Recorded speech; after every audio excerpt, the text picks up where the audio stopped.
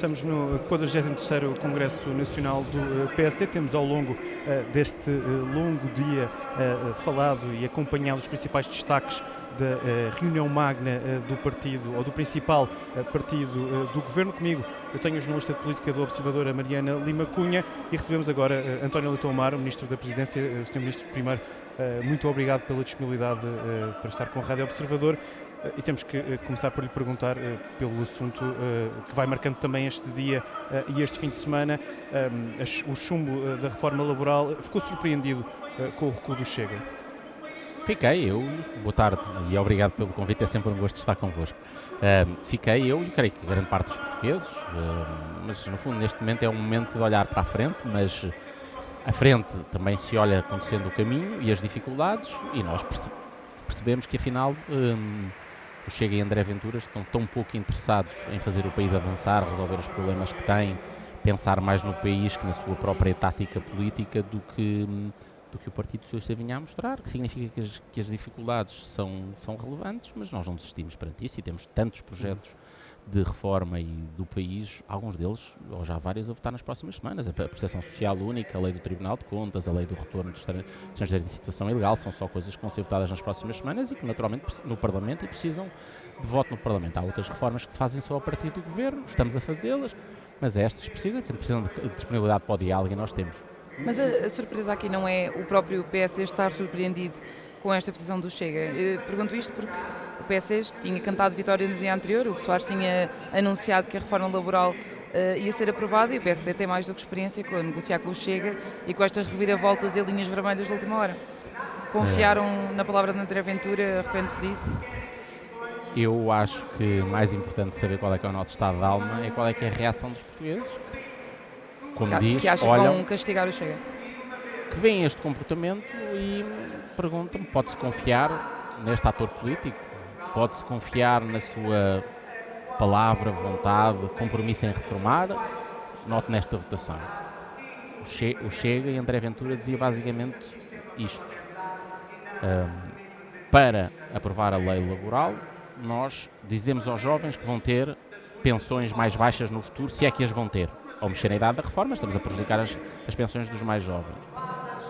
Se não, chumba a lei laboral e deixamos os jovens sem oportunidades no mercado de trabalho e sem salários mais altos, com uma lei mais próxima do resto da Europa, onde os salários são mais altos. E, portanto, eu fiquei surpreendido com esta postura em que qualquer das opções os jovens ficavam a perder e que, afinal, a disponibilidade para fazer entendimentos que transformassem o país, afinal, não existe.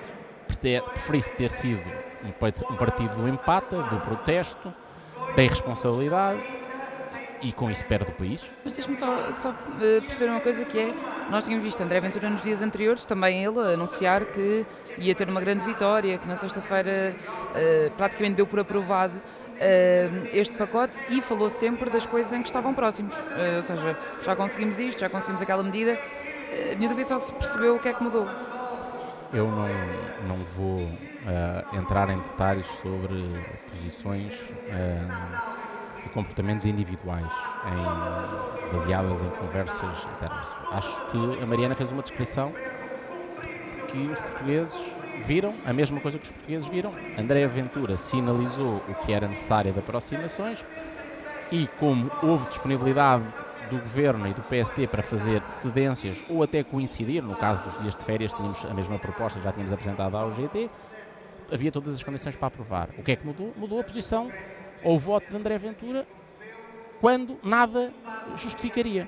E, portanto, de alguma forma, não sabe bem ao que vai, não vai seguramente para o lado do progresso para os portugueses e, sobretudo, ficam prejudicados os jovens neste caso. Mas não é possível que André Ventura tenha ficado com a ideia de que o Governo estava disponível para, no mínimo, conversar ou olhar para essa proposta da descida da idade da reforma? Ou seja, de quinta para sexta-feira pareceu que foi essa a mudança no comportamento de André Ventura. É possível que isso tenha acontecido, que alguma coisa nas negociações, algum aspecto nas negociações tenha levado André Ventura a pensar que isso ia acontecer? A Mariana fez a descrição que me parece bastante rigorosa. No Parlamento, disse, no debate quinzenal e depois no dia a seguir no debate parlamentar de diploma. Estes são os nossos temas essenciais. Consideramos como há aproximação, há boas condições. A Mariana chamou de cantar vitória. Nós conseguimos fazer isto. Afinal, abdicou de fazer tudo isso. Veja isto. Prometeu de quinta para sexta aos portugueses que ia ter aquelas melhorias e falhou-lhes nessas melhorias. Eu nem estava a entrar aí nos dias de férias, que não mudam por causa de André Ventura. Achou que não compensava junto do seu eleitorado? Eu não sei, acho que ninguém sabe. Sabe que se calhar não pode confiar na tomada de posição. E os portugueses precisam de partidos para liderar os governos, não é? Para estar no Parlamento. Olha, nós temos que viver com isto, com esta atitude e com humildade e com disponibilidade para na próxima tentar outra vez. Seja com o Partido Socialista, seja com o Chega, seja com a Iniciativa Liberal. Falou há pouco no Partido dos Empatas, no outro dia usou essa expressão para se referir ao Partido Socialista. Foi avisado o PSD a ignorar as cartas de José Luís Carneiro, ainda no último debate quinzenal, a ter dito que o PS é um partido radicalizado, ou que Carneiro já parece Paulo Raimundo a falar? Avisado? Não era avisado, era factual, diria eu. Acredita mesmo que José Luís Carneiro é radical? Está a adotar uma posição em dossiês de matérias essenciais, semelhante à do Partido Comunista. Veja, imigração. Não mexo, não altero, não faço. Fica tudo na mesma, igual ao PCP. Na PSU, Prestação Social Única, em que a despesa global aumenta e colocamos a rede de apoio social a ser menos uma armadilha e mais uma armadilha de pobreza e mais um trampolim para o trabalho e para a prosperidade. O Partido Socialista diz, não quero, não sei, fica tudo na mesma, mais igual ao PCP. Lei laboral. Falaram em retrocesso civilizacional quando a lei só nos aproximava, a reforma que nós apresentámos só nos aproximava da Europa, supostamente um modelo que partilhamos de civilização, de economia social de mercado mais dinâmica e flexível. José Luís Carneiro disse, não mexo, é retrocesso civilizacional, fica tudo na mesma, mais igual ao PCP. Portanto, eu acho que a descrição do comportamento nestas semanas é muito essa. Agora, significa que perdemos a esperança, perdemos a disponibilidade e não vamos tentar. Não significa nada disso. Os portugueses exigem-nos que continuemos a tentar. Acha que o país vê José Luís Carneiro como radical? Reparo, este comportamento não é provavelmente aquilo que os portugueses esperavam da pessoa que conheciam. Agora poderão estar a descobrir uma pessoa nova e provavelmente, se estes comportamentos continuam, é isso mesmo que vão ver. Até Pedro Nuno Santos fez um acordo sobre o IRS jovem e viabilizou orçamentos. José Luís Carneiro tem sido mais radical do que Pedro Nuno Santos, é isso? Nestas semanas, com esta postura imobilista, é uma postura mais imobilista, mais oposicionista ao país, mais bloqueadora de reformas, até que o Partido Socialista de Pedro Nuno Santos em várias coisas. Depois há os aspectos discursivos que pode ser diferente, de estilo. Aquilo que estamos a falar é da disponibilidade. É na disponibilidade para fazer reformas e dizer só há voto do PS se as coisas forem exatamente como o PS quer, isto é tudo igual.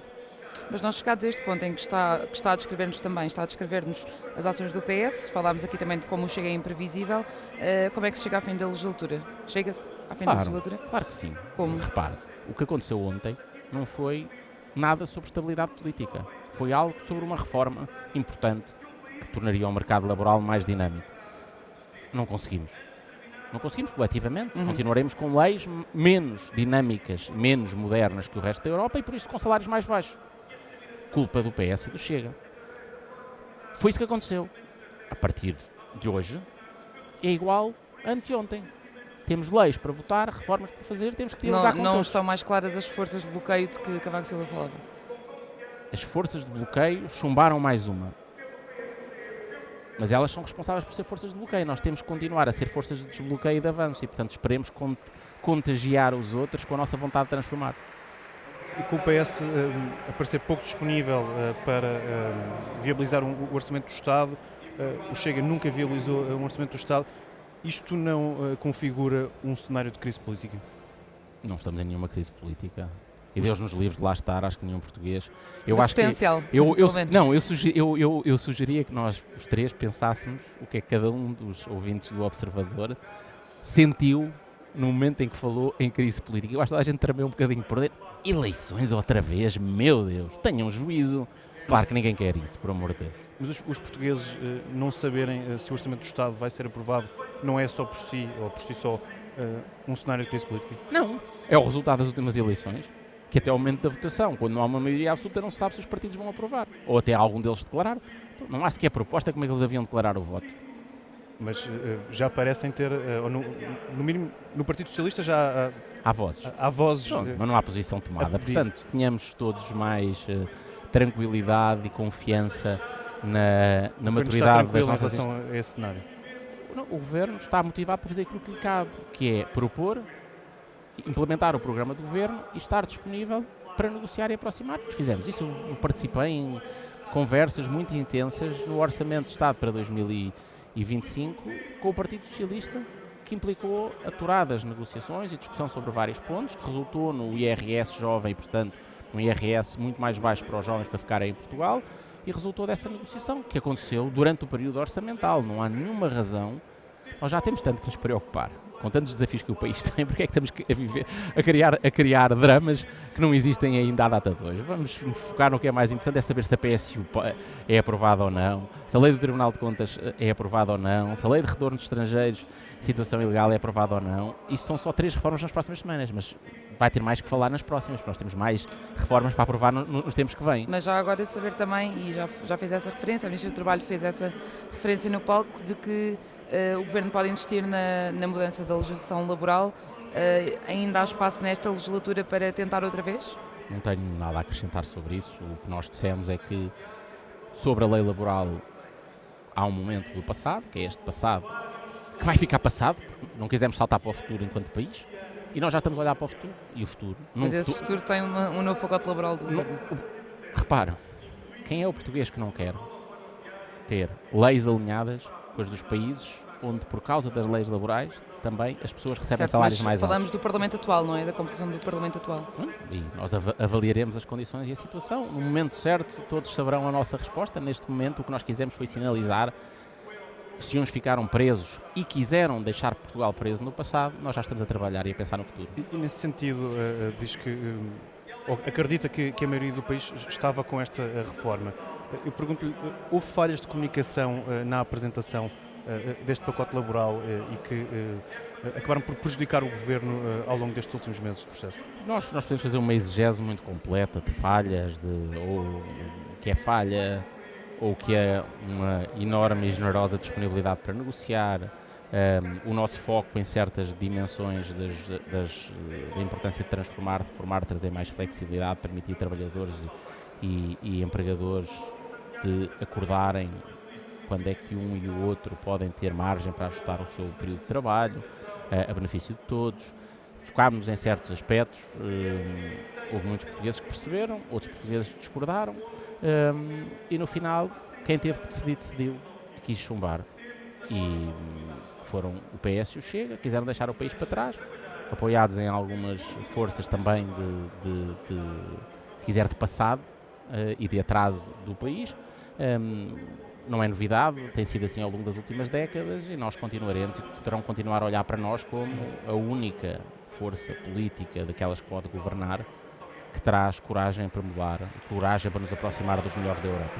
Eu pergunto-lhe isto porque no Parlamento, o Hugo Soares já o referiu, hoje a Ministra do Trabalho voltou a fazê-lo, disse que André Ventura se deixou seguir por tendências das redes sociais, por sondagens, ou seja, evidenciando que André Ventura seguiu uma lógica populista para chumbar este pacote laboral. Se André Ventura teve essa lógica populista, é porque fez a leitura de que o povo não estava com a reforma laboral. Não, ou então fez a leitura que era naquele momento mais popular para um certo segmento prometer baixar a idade da reforma, negando, portanto, falar de comunicação, omitindo aos mais jovens que estava a cortar as pensões no futuro. Foi isso que a decisão de, se quisermos, o não é não, de Luís Montenegro, que é as soluções de governação, ontem foi um não ao prejudicar as pensões dos mais jovens.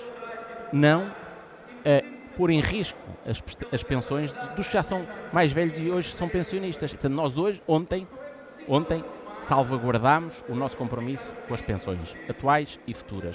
Se calhar, André Ventura estava a ser populista à moda de outros populistas europeus que prometem almoços grátis. Eu baixo a idade da reforma, certas pessoas trabalham menos e não há problema nenhum, mas há problema. Alguém paga a fatura. O almoço não é grátis. Baixar a idade da reforma significa pôr as pensões todas em risco, sobretudo as do futuro e dos mais jovens.